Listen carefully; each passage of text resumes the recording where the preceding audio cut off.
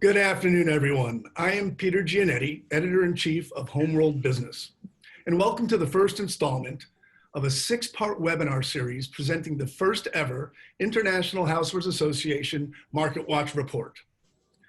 The IHA Market Watch webinar series runs Tuesdays and Thursdays through July 28th. And during the first 5 sessions, collaborators in the creation of the inaugural Market Watch will offer a revealing quantitative and qualitative look into each of 5 primary consumer lifestyle trends identified by the report. Those trends are time, space, experience, wellness, and responsibility. And we'll look at how these trends intersect with the home and housewares business. The panelists will highlight shifts in these trends and in corresponding consumer attitudes and behaviors shaped by the COVID pandemic, and they'll outline implications for suppliers and retailers. The Market Watch series will conclude July 28th with a recap of the trends, plus a look at the second half of 2020 and beyond. So let's begin with an introduction of the Market Watch authors and the webinar series panelists. We have Leana Salamah, Vice President of Marketing for IHA, Joe Derochowski, Vice President and Home Industry Advisor for the NPD Group, and Tom Mirabile, Principal and Founder of Springboard Futures. We'll leave time for audience questions before the conclusion of each session. You may post questions using your Q&A function along the bottom of the Zoom window. Also, recordings of each session will be available soon after their conclusion at the Inspired Home Show website, theinspiredhomeshow.com. Leana, a lot has certainly transpired since early March when the Market Watch report was set to debut during the Inspired Home Show, which was, of course, canceled because of the COVID outbreak. Can you share some insight on the genesis, development, and evolution of the new Market Watch report and how it will be available to the industry? Absolutely. So for many years now, the International Housewares Association has put out an annual State of the Industry report.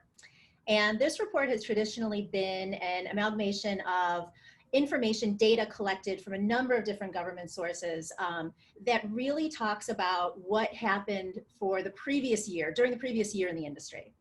And in looking at that and thinking about, what really our audience needs today, it's really about looking forward and about understanding where we're headed and where things are going. Now, coinciding with that, of course, is the rebrand of the Inspired Home Show. And the Inspired Home Show, the evolution from International Home and Housewares Show to Inspired Home Show, is predicated on the idea that consumer needs and their lifestyle desires are really what's driving their home and housewares purchases. So in thinking about an annual report that we wanted to put out to the industry that was more forward-looking, we said, okay, if we're going to be about, thinking about what consumers want and how those needs translate into their home and housewares purchases, how do we bring that kind of information to bear for the industry? So this report was developed in collaboration with NPD Group, Springboard Futures, and Cadent Consulting. And we were set to roll it out at the March event, of course, which, as you mentioned, Peter, was canceled. The report is now available online for download on the inspiredhomeshow.com. And in addition, everybody who is attending this webinar today or any one of the other 5 webinars we'll be putting on will receive a follow-up email that has a link to download the full report. Thanks. Before we move on to the first trend, which is time, I want to explain that our panelists will be showcasing a concept called trend viability mapping and how that figures into gauging the Market Watch trends that we're examining. Tom, can you explain how viability mapping works as we move into this discussion, this first discussion on time? Sure. So viability mapping was developed, and this particular model was developed exclusively for the IHA. And what we did was we wanted to look at a trend and say, what makes a trend viable? In this case, there's 6 axes that we judged, that were very important or crucial. We have a slide of that we could show the folks. Yeah, that were crucial to making these trends, what makes housewares trends viable. So the first is generational relevance, which very simply is how many generations does it appeal to? 1, 2, 3, all of them. The second is actionable. How actionable is the trend? In other words, can the industry develop product and services in response to it? that they can sell and things like that. The third is category breadth, which is about how many categories in home and housewares can this reasonably be pushed out into. The next one is rational need. So rational need is about how important is it in the day-to-day life of consumers, this particular trend. Aspirational value is slightly different. Aspirational value is, does this trend enhance your life, help you create your personal brand, enhance the consumer's life goals that are beyond the specific needs part of things. And then finally, trend longevity. So how long is the trend going to last? Because that, of course, makes a trend viable or not, how quickly you can respond to it. All of these, in this case, one is sort of towards the inside, and a 5-year trend, 5 years plus, is towards the outside, the higher rankings. Everything is rated on a scale of 1 to 10. And then when we map it like this, we can sort of create a general score, but also just look at it and see the amount of space it occupies, where things are a little bit short, where things are, plus, and it helps every business evaluate whether the trend is right for them.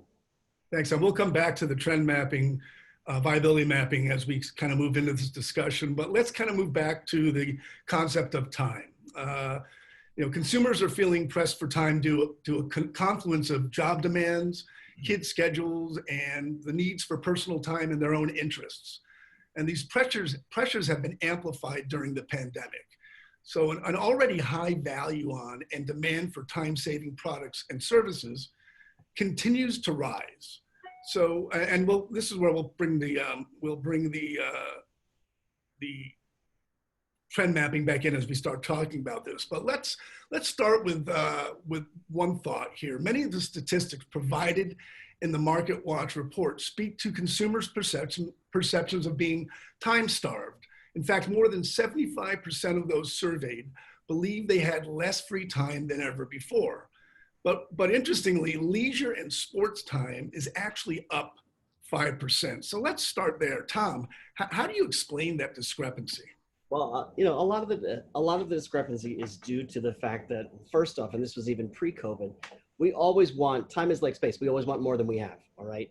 But a part of it is that now there are so many options of what we can do with our time. So before it was, leisure time could be spent on a certain few things, and, but now it's really more a question of the pressure comes from a wealth of choices of what we do with our time and how we spend it.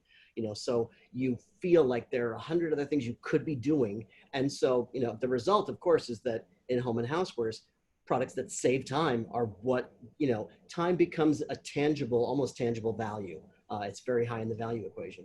Yeah, let's look at the next slide where we're going to start to see how, when we use the trend mapping, how things have sort of evolved very rapidly in the last several months as we've moved into pandemic, excuse me. So as we go into some of those new behaviors, does anybody else have some thoughts about why you're seeing this kind of contrast in what people think and what they're actually doing right now from a standpoint of time management? Yeah, I think what Tom said is absolutely right. There's a choice paralysis and overwhelming feeling that you're never going to get to everything, that you could possibly get to.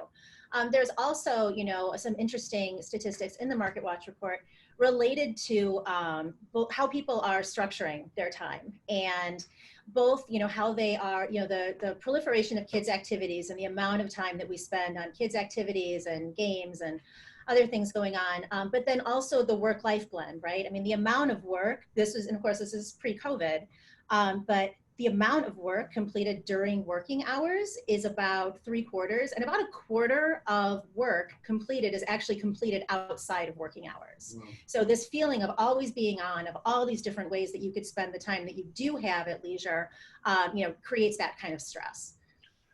Yeah, let's overlay the next, let's show the next slide. And as we kind of move forward, you're going to see kind of how things have evolved. And I'm going to ask Joe, we've seen a lot of visible shifts in consumer behavior brought on by the pandemic, and many of them relate to time.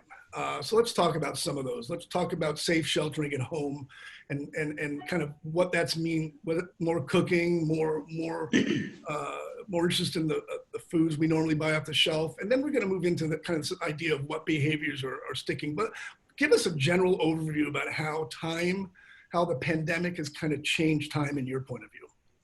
Well, one of the biggest things that has changed just during the pandemic is we're eating more meals at home. Yeah. I just saw a colleague of mine just illustrate that there were 7% more meals eaten at home in May, 9% more in April. And if you do that, that's huge, huge behavior. And a lot of these are new meal occasions, lunch that are time pressed and breakfasts that are time pressed. So there's a lot of change that is happening. So what's happened is the consumer, in part because they're eating at home, they're not working as much, they're not commuting as much, and they're not having as many family activities at night. All the sporting events, it's just evolved the adjustment of what time's focus is. And one of the things from the behavioral perspective is consumers are looking for ways to occupy time. So we know things like toy industry has been hot, and tech industry for TVs, for watching and stuff has been hot. And for our case, we see baking increasing that. And that's been a long time since we've seen all the baking goods go up at that time. So I kind of view it as an interesting, there's a quote that I used when we started this thing that I thought was interesting from a consumer around Memorial Day. And she says, what I learned during quarantine, birthdays are better. Walking is therapeutic. Puzzles relieve stress. Alcohol consumption is on the rise. Dinners are for downtime. Chores grew exponentially. Work from home is exhausting. Whipped coffee, family time, and our first meal out never tasted so good. And what I like about that is there's an insight there that says dinners are for downtime.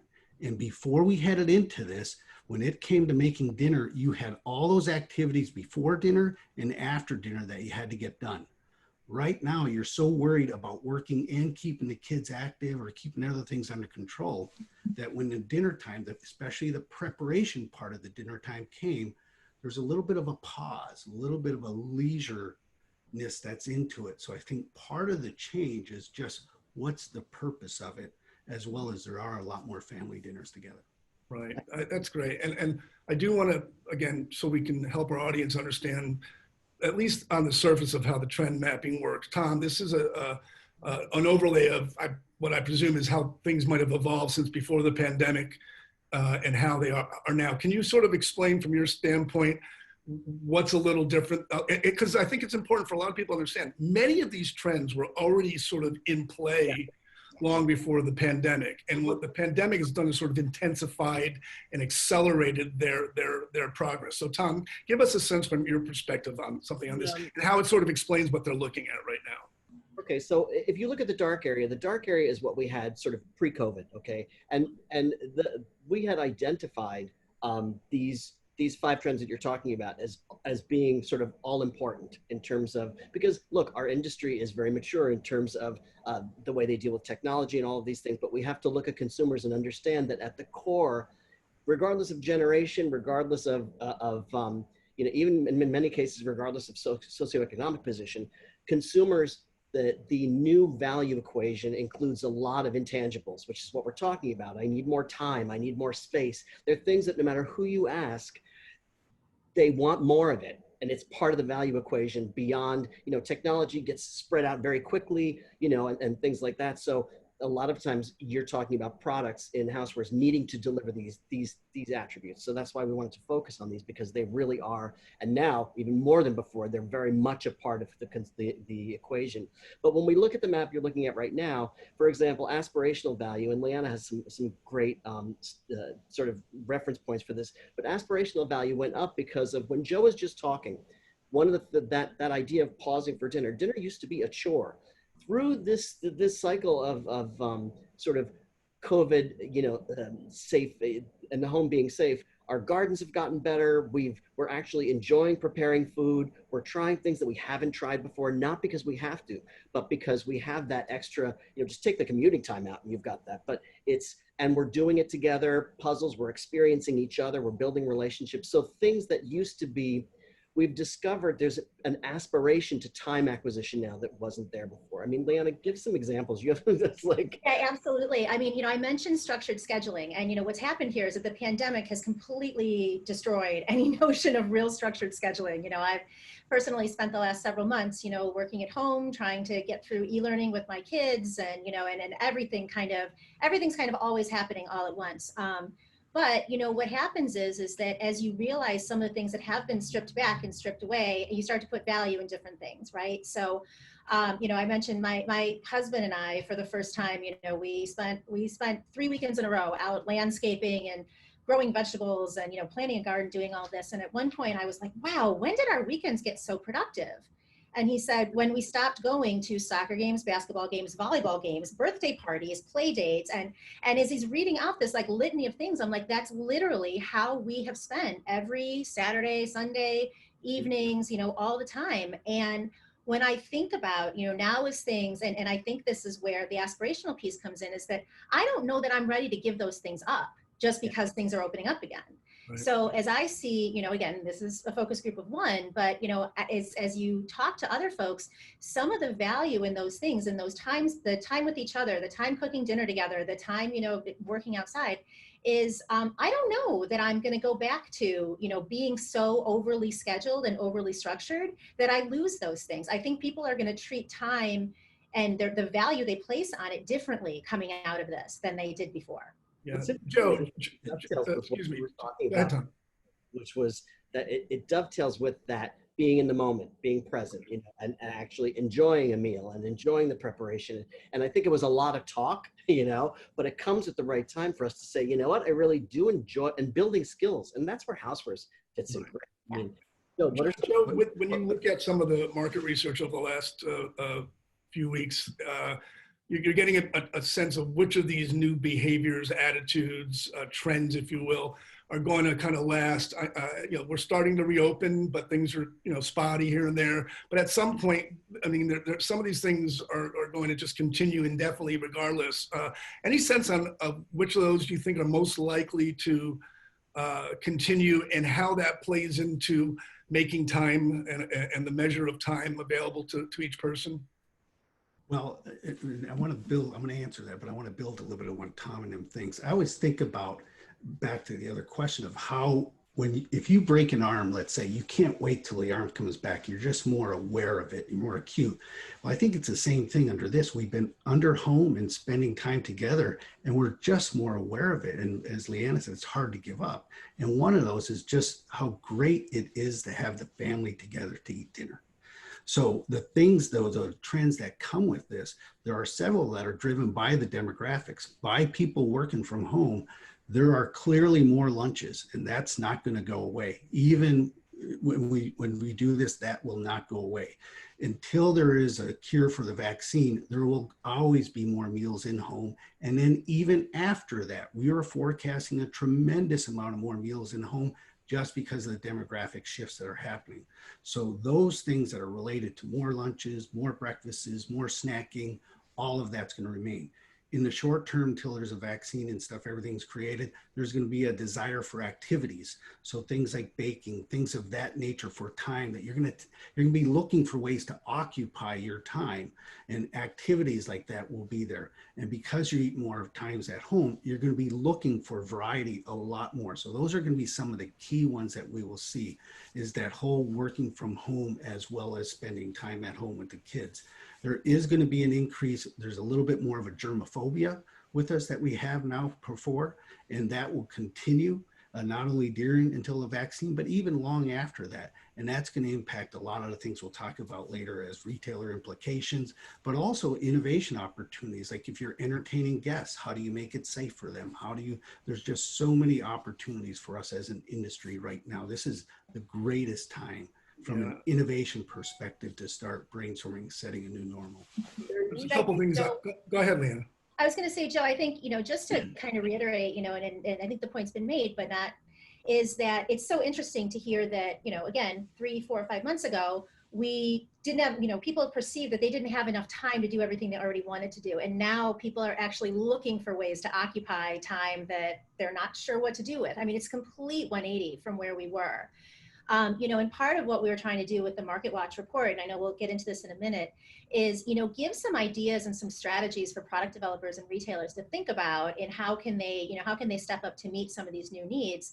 And I think the part about, the family unit and the togetherness and the, experiencing things with each other and things that you can do communally, whether that's, with, kids, whether that's with, your spouse or your partner, I think those are the kinds of things that, as you know, as product developers and retailers are thinking about home and housewares products, you know, that's a real way that people are prioritizing what they are going to fill that time with. It's interesting as I listen to the three of you talk, and it's important, I think, for our audience to know that none of these trends that we're talking about over the next couple of weeks, they all five kind of work together with one another. You've all talked about experience already, and that's one of the trends you've talked. And I think it's a good reason to make sure you tune into all of the segments and really take a good look at the Market Watch when you get it. But it also underscores this whole kind of fluid scenario that all trends operate in, no matter the circumstance. So you're going to hear a lot about. There should be overlap as we go forward, and I think this kind of that's why time is a good place to start, because I know that when this whole thing started, I felt I was going to be kind of trapped in this kind of endless day.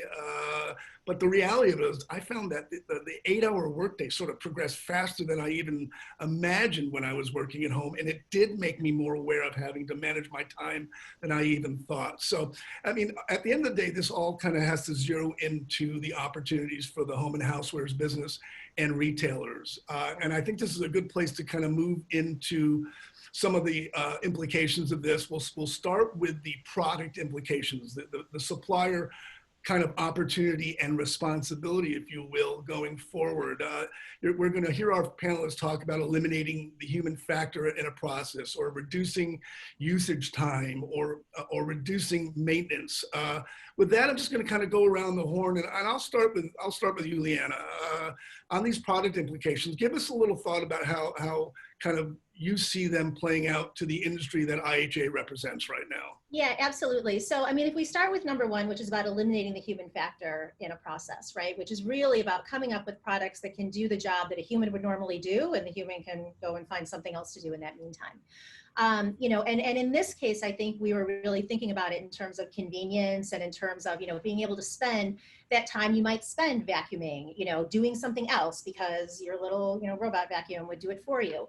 But I think, and what's interesting to me, and anyone who participates in any or all of this series will realize, is that, you know, these trends, as you mentioned, Peter, they're fluid. And when we first got into COVID, sorry, I'm going to come back to the question, but is that, you know, they don't change. They change in the details, right? You know, so as we're thinking about, okay, this is why time was important, and this is how it manifested itself before, it's just manifesting itself a little different now. So with that, I would say that where before eliminating the human factor from a process was so that you could go do something else, right? There's still some of that to it, but now there's also a little more to it, right? In that when you start to think about contactless and touchless, you know, types of needs that are evolving from this, eliminating the human factor in a process actually contributes to the ability to have touchless or contactless activities going on. So it just takes on a slightly different dimension and a new angle to think about.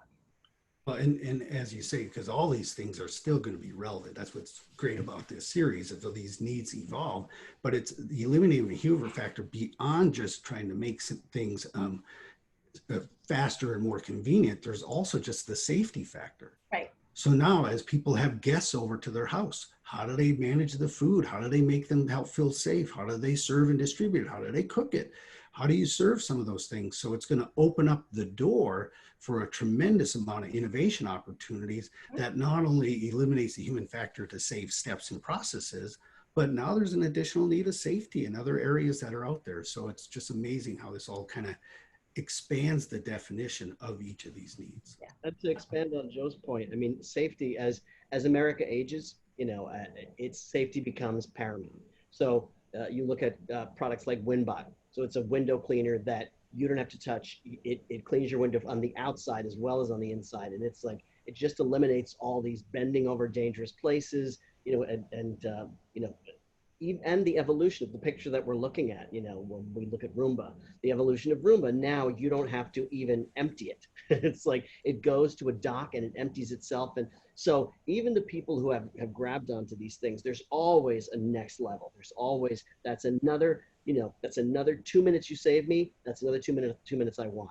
And we really do look at products in terms of, you know, and in housewares in particular, it's like, how quickly can I become an expert bread maker? You know, how quickly can I become an expert at this new interest? It's one of the reasons why time has become so aspirational is we're learning to do things that, you know, where we produce restaurant, bakery, quality types of things, but in a speed that is actually manageable, you know, and those, what we produce has to be more interesting because we're dealing with the same audience more frequently, right? We've Right. got I think it's interesting that you talk about eliminating the human factor in a process. And I think the word process is important here.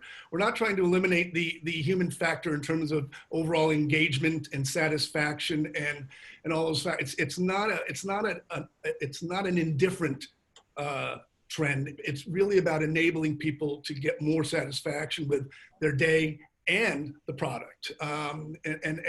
And to Joe's point on innovation, I think there's been a lot of discussion in the early goings of this pandemic that, you know, price and basics we're going to lead the way when that need is maybe more urgent. But over long term, an industry can't just live off of kind of fulfilling just the basics. It has to find new ways to create satisfaction with the consumer. And back to the point, saving time is one of those.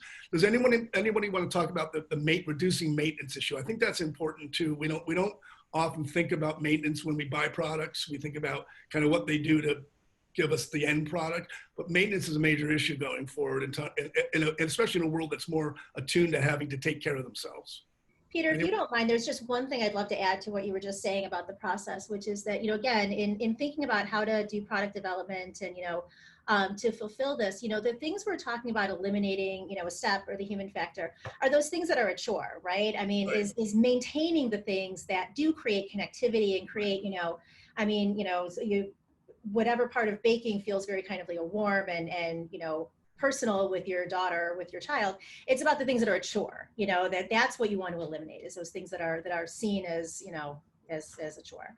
I can kick off maintenance. I mean, this is also going about from chore into maintenance makes a lot of sense. right, right, exactly, because it is a chore, right? And when we were talking about this piece of it, you know, one of the things that you know, one example that I gave, again, you know, I like to draw from my own experiences on some of these, which is, you know, we redid our kitchen a year ago and we bought a new refrigerator with the water on the outside of it. And that thing has been yelling at me for probably 5 months now that I need a new water filter. Okay. And it's been plus 99 days. So the counter stopped going up, but, you know, so everyone knows that I'm drinking unfiltered water out of my refrigerator, but to actually do anything about it would require several things, right? Which is kind of an eye roll, but I'm just getting a glass of water and it tells me that I need a filter. Okay. Well, now I got to, okay, what model was this refrigerator again? Okay, now I got to find that. I got to look up, okay, what's the filter I need for this? Where do I buy that from? And I just came to get a glass of water, you know, and I'm going to go about my business. I'm not going to stop what I'm doing to, you know, to get back into that. And, you know, so something that automates that process for me is going to be much more valuable than something that just automates the alert that I need to do something. So again, it's about saving time, it's about convenience, but it's also about ensuring that maintenance gets done so that the products live longer. Right. Before we wrap up on the product implications, anyone else want to add to that? Yeah, one more thing with that is really, if you think about it, this whole thing, a pandemic has like advanced us a few years of where we were heading. And smart technology, like you talked about, was playing a big part of it. We've seen during the pandemic, doctors are now doing the virtual conferences. You see technology in virtual and augmented reality helping out in a variety of other scenarios. I would see that somewhere down the line, some sort of way, a different way from the old manuals that we used to have to read, the old ways that you used to get service and support. All of that is probably going to be changing as we're starting to do this technologies that are starting to be developed. It's all being advanced. And we talked about, like, I remember heading into this, the owner of June Oven talking about how their first generation, they could learn through the process of usage that they're burning bacon. They could do a software patch to fix it.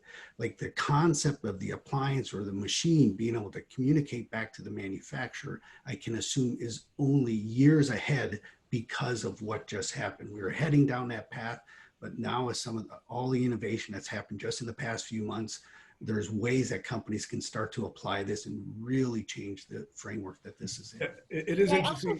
Go ahead, I just don't want to lose sight of the fact too, though, that reducing maintenance can also be incredibly simple. I mean, good Lord, make it dishwasher safe if you can, right? Like make it machine washable, you know, I mean, those kinds of simple everyday maintenance things that are, you know, the difference between, you know, having to do it myself and being it being safe and, you know, to do automatically it's huge for time savings. And you know, it's interesting, just if I can, to Joe's point on smart, obviously we knew smart was going to come into this conversation. And the first era of smart appliances had a hard time connecting.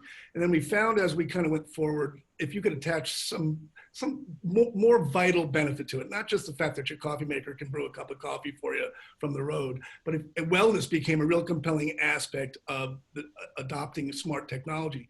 Interestingly now, time is part of wellness. Time is about feeling better about how you use your time. And all of this is kind of converging to make smart more applicable from a personal wellness standpoint across a wider variety of categories. So I just thought it was interesting to hear you talk about that. Tom, you were going to add something? Well, I was just going to say first that, well, to the point you just made, all of these are, they all just sort of, you know, there's a lot of Venn diagram in here because it is time. You'll see it again in wellness. You'll see it in space. You'll see it in experience, super important to all of this.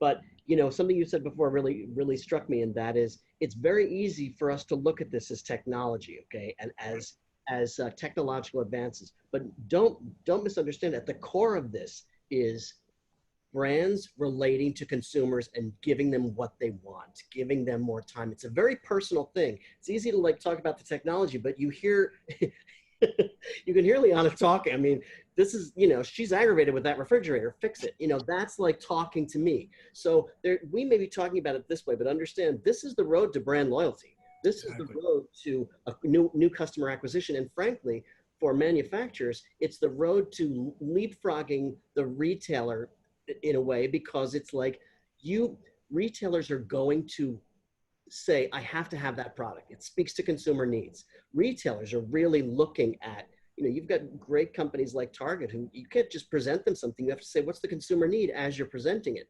You know, that's the wave of the future. You don't just get to walk into somebody. It has to respond to consumers. And that's what time is really important. Well, Yeah, that's a technology. Go ahead, Joe. Think of technology. It's the reason to believe it's never a benefit. It's a thing that enables some sort of benefit. One point I want to make is reducing time or eliminating steps, though, is at some point you ask for long-term what's going to happen. And what we always have to be conscious, though, even though we're involved and we have this lifestyle that is happening at this moment, make no bones about it. At some point, this is going to come back towards us. And we were heading into this phase where consumers were saying convenience is most important of foods I had. That hadn't come around for 15 years. And whenever that starts to go up, it always correlates with that appliance called the restaurant. It also correlates with the other appliance called frozen food. So the food manufacturers and the restaurant operators during the same time period are going to also be innovating and also be. So when there's this time pressure that it starts to maybe twist back, we're going to crave the behaviors we're doing now and craving the time needs that we have. So we need to be truly innovating and truly thinking, is there still a better way to do this? Because at some point, whether it's a year, 3 years, 5 years, that pressure is going to come back. And when it comes back, we want to protect ourselves. Yeah. Yep. All of this ultimately leads to the consumer having access to this, and this is an important role of the retail partner in this, and understanding how to bring this concept to the consumer directly through their merchandising and their operations. So in retail, it's really about simplifying product evaluation and purchasing. It's about streamlining the transaction for your customers. And again, it's back to expediting maintenance and service and those types of things. We'll start with Tom this time. Tom, talk a little bit about some of the retail implications from your standpoint. Well, I think that when we look at simplifying product evaluation, it's very easy. It's very easy to get verbose, to over-explain. The emphasis should be, you know, as Joe said, there was a time when you'd get a camera and you would get a book this thick on how to use it. And that's gone. You know, everything, function has to be intuitive, and the benefit, the lifestyle benefit and the delivery of time has to be clear in the way you present the product. It has to be one of the first things that you're saying is you know, because the way, so how am I evaluating a product? Well, you know, and now we have to deal with that a lot more because there's a lot more online shopping. You know, you've got a generation, you know, boomers were not super comfortable with online shopping. I mean, moving to tablets and laptops from a phone was one modus to get them engaged. But this has really gotten a lot of people engaged in online purchasing that weren't engaged before. That means that you really have to make sure that the benefits are upfront. And even some of the best out there don't state the simplest aspirational values of this is going to save you time. That, you know, so here, you know, that's one of the things that I would say. I mean, Tom, Joe, one of the things you've recently talked a lot about is how we've got to stop pigeonholing kind of the retailing shopping process as a digital shopping process versus a brick and mortar shopping. And we've been talking about omni-channel for what seems like 30 years now, and sometimes it rings a little hollow. But your point that you've made recently is that it starts with the consumer, not the channel. And it's shopping is shopping. They're not thinking about it right now as one or the other. How does that factor into the kind of the retail implications here right now, kind of picking off from what Tom said?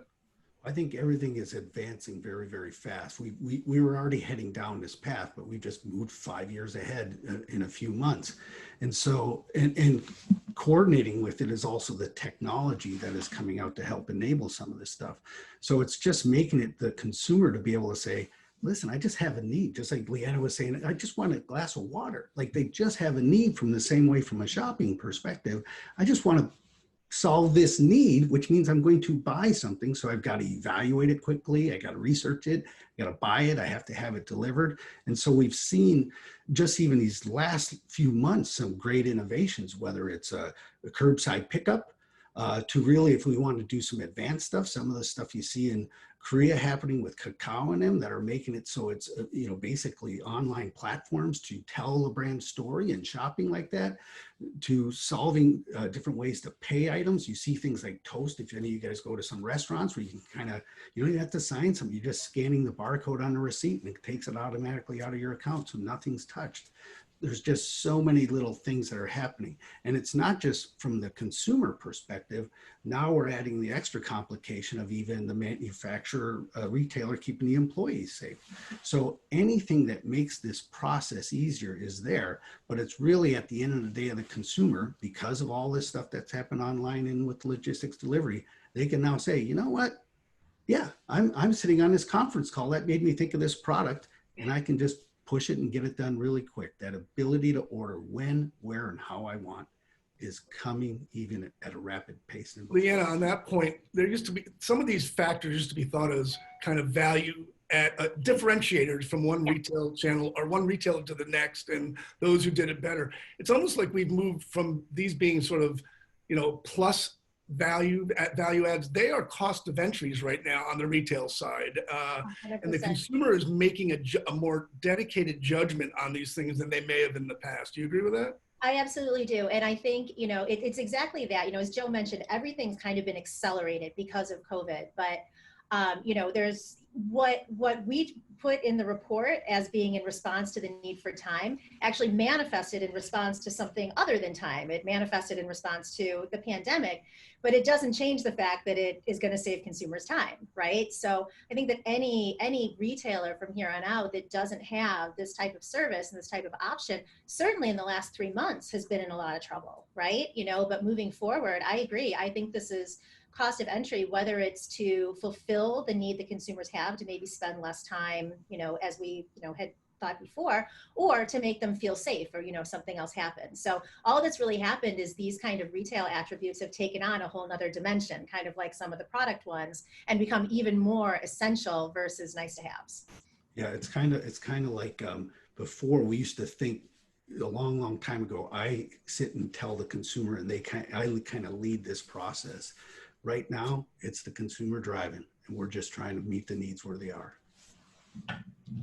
Tom? I think Leana brought this up, but it might have been Joe, and I thought it was brilliant. There are some things that are very basic from, you know, a harmonized retail landscape perspective, whether it's online or in store, that we're just not doing, and they are such simple time savers and improve experience so much. Like the idea of being able to compare products right there You know, is there a store app that lets you compare? Because I can do it on Amazon to a degree, but the ability to compare features, with price, with size, and all of those things when you're looking at 5 different items. And it's surprisingly difficult. There really aren't a lot of people who do it. But as shoppers with a great deal of choice, I want to know, you know, and if you're a retailer like Kohl's, I want to know why you picked this one of all the Instant Pots. Why are you carrying this one? Why is this one the best one? You know, talk to me, save me time, you know, convince me, because it's a lot of research, and yes, we can do it. We're capable of it. It's still a time waster. Joe, NPD put out some research today about some of the apprehension that lingers with regard to going out to shop. But I get a sense that there's also some pent up kind of energy to get out of the house and actually walk into a store in order to, and in doing so, make more time for shopping. So, and it's keeping with the time theme. How do you think that's going to evolve over the next several months in terms of people making time, feeling a little bit more confident and safer to go into a store? Well, I would say that there is clearly a pent up. If you listen and you watch consumers and you hear them, I can't tell you how many people went during the initial lockdown, especially after, like, I just can't wait to get back out. I remember some of the quotes of, I want to go to this retailer and spend money. One of the things that we do know for a fact, though, is the number of people that are going into the store, your hit rate of them buying something is astronomical compared to what it was before. Like before, they may have came in the store and they may have left. If they're coming in now, they're buying something. They're coming in for a purpose, and there's a mission. And that's part of the reason why it's important to be dialed into the consumer, to understand the needs and connections and communicate, because when they're coming and then when they are leaving and taking that moment, they're doing it. There's always going to be the need to go in store. That won't change. I anticipate some of the needs that we struggled with, how to differentiate which product for which need.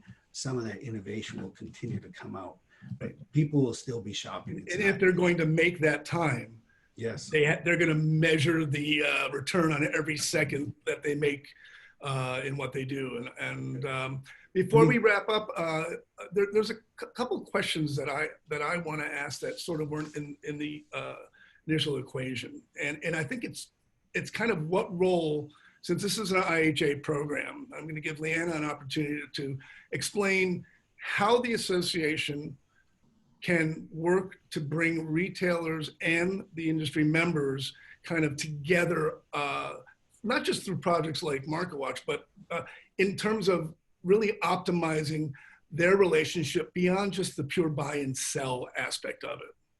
Yeah, I mean, I think that part of it, you know, some of it we were planning to accomplish at the show this past March. You know, one of the things that we had done is we had gone through and curated entire displays of products that kind of were emblematic of some of these different trends to try and, you know, curate collections that then, you know, brought people together, brought the buyers and sellers together, not necessarily just around, you know, a certain design product, but around that consumer trend, and sparked some kind of dialogue beyond just the specs and the speeds and feeds of any given product. Right. So certainly the show is one way. You know, in addition to that, you know, as we worked through this report, you know, the collaborators here, you know, we see this as being something that, you know, it may be an annual report, but as we've already identified, there's evolutions that are going to happen in between any kind of annual output of it, you know. So our goal is to really make sure that this is a living, breathing concept, and that we are continuously trying to bring suppliers and retailers together around these ideas, you know, and around strategies to implement them. Not just, you know, hey, consumers want more time back, you know, see what you can do with that. But here are some real life directional strategies that you can be thinking about as you get into how you're going to solve for that. Yeah, that's a good point. Nothing is good for a year anymore. Everything's changing every day, every week. And we've learned that again at a much more intense level during the pandemic, how, you know, listen, you were ready to show a report in March that 3 months later, while the root of it is very similar, the details of it are very different. And I want to thank our— Peter, can I add one last thing to what Leanne had said? Is I think this is such a historic time for our industry that will catapult the next several decades, that the challenges that we're facing, like even the subjects that we have up here, simplified or purchase transaction, all of this stuff is really increasing the need for collaboration between manufacturers and retailers. And IHA is going to be able to help facilitate that. So it's more than just the connection, but just the conversation to solve some of the broader industry struggles, just in reality. And the conversation and collaboration is so critical at this time. I just think it's amazing what this group is getting ready to start to do. Tom, I'll give you a chance to add to that. I just want to jump off of one of the things that that you just said about the longevity of trend. Can we just jump back to the viability map for a second? You know, when you look at this trend has a great longevity, and it's like Leana said at the beginning, the reasons, the whys and the wherefores of why it changes from year to year, that's what toggles, okay? But when we look at trend longevity, almost all the trends that we're going to talk about as we go through this series have a fairly strong longevity, and it's mainly because people have, you can go back to the 1940s and people were complaining in survey about not having enough time. So it's the why changes, but it's something that we want to start getting. We want to help manufacturers and retailers explore the root need and start. It's almost a back to basics in a way, you know, that we're moving beyond product to a relationship that really delivers something desirable and really life improving. Thank you, Tom. Thanks, Leana, Joe, and Tom, and to all of our audience right now. Just a reminder, the next webinar